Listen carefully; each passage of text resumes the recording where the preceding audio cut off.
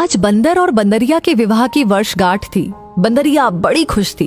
एक नजर उसने अपने परिवार पर डाली।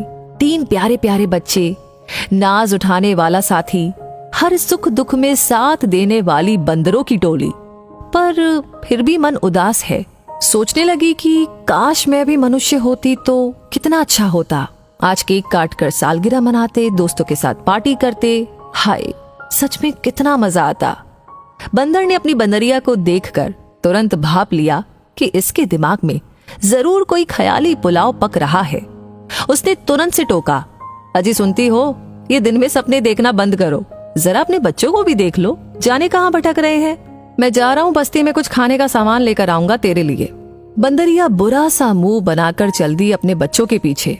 जैसे जैसे सूरज चढ़ रहा था, उसका पारा भी चढ़ रहा था। अच्छे पकवान के विषय में सोचती तो मुंह में पानी आ जाता। पता नहीं मेरा बंदर आज मुझे क्या खिलाने वाला है। अभी तक नहीं आया। जैसे ही उसने अपना बंदर आता देखा, झट से पहुंच गई उसके पास और बोली, क्या लाए हो जी मेरे लिए? दो ना, मुझे बड़ी भूख लगी है। ये क्या, तुम तो खाली हाथ आ गए। बंदर ने कहा, हाँ, कुछ भी नहीं मिला, यही जंगल से कुछ ले आता हूँ। बंदरिया नाराज होकर बोली, नहीं चाहिए मुझे कुछ भी। सुबह तो मजनू बन रहे थे, अब साधु क्यों बन गए? बंदर ने कहा, अरे भाग्यवान, जरा चुप भी रह लिया कर, पूरे दिन किचकिच किचकिच करती रहती हो। बंदरिया ने कहा, हाँ हाँ क्यों नहीं, मैं ही ज्यादा बोलती हूँ। पूरा दिन तुम्हारे परिवार की देखरेख करती हूँ, तुम्हारे बच्चों के आगे पीछे दौड़ती रहती हूँ।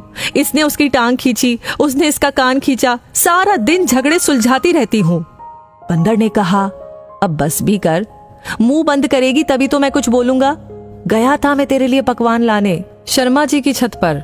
रसोई की खिड़की से एक आलू का पराठा झटक भी लिया था, पर तभी शर्मा जी की बड़ी बहू की आवाज सुनाई पड़ी, अरे अम्मा जी, अब क्या बताऊं, ये और बच्चे नाश्ता कर चुके हैं, मैंने भी खा लिया है, और आपके लिए भी एक पराठा रखा था मैंने, पर खिड़की से बंदर उठा ले गया। अब क्या करूं, फिर से चूल्हा चौका तो नहीं कर सकती मैं। आप देवरानी जी के वहां जाकर के खा लीजिए। अम्मा ने रुंधाए से स्वर में कहा, पर मुझे तो दवाई खानी है बेटा।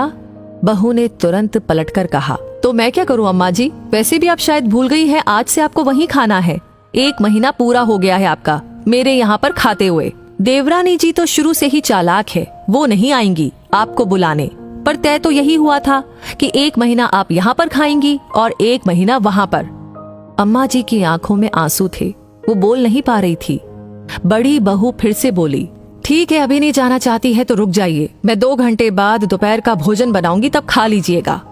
बंदर ने बंदरिया से कहा, भाग्यवान, मुझसे ये सब देखा नहीं गया और मैंने पराठा वहीं अम्मा जी के सामने गिरा दिया। बंदरिया की आंखों से आंसू बहने लगे। उसे अपने बंदर पर बड़ा गर्व हो रहा था और बोली, ऐसे घर का अन्न हम नहीं खाएंगे जहां माँ को बोझ समझते हैं। अच्छा हुआ जो हम इंसान नहीं हुए, हम जानवर ही ठीक हैं। सदैव प्रसन्न रहिए, जो प्राप्त है पर्याप्त है। दोस्तों, इस कहानी को सुनकर के आपकी क्या राय है, आप क्या कहना चाहते हैं, कमेंट सेक्शन में जरूर से शेयर कीजिएगा। और लाइक आपने ऑलरेडी कर दिया है तो इसे बहुत सारे लोगों के साथ, अपने दोस्तों के साथ, रिश्तेदारों के साथ शेयर करना बिल्कुल ना भूले। और हमेशा आगे ऐसी कहानियां आपको मिलती रहे, उसके लिए हमारे पेज को फॉलो कर लीजिए। तो मिलेंगे बहुत जल्दी ही अगली कहानी में किसी बहुत ही अच्छी सीख के साथ। तब तक के लिए मैं आपसे कहूंगी धन्यवाद।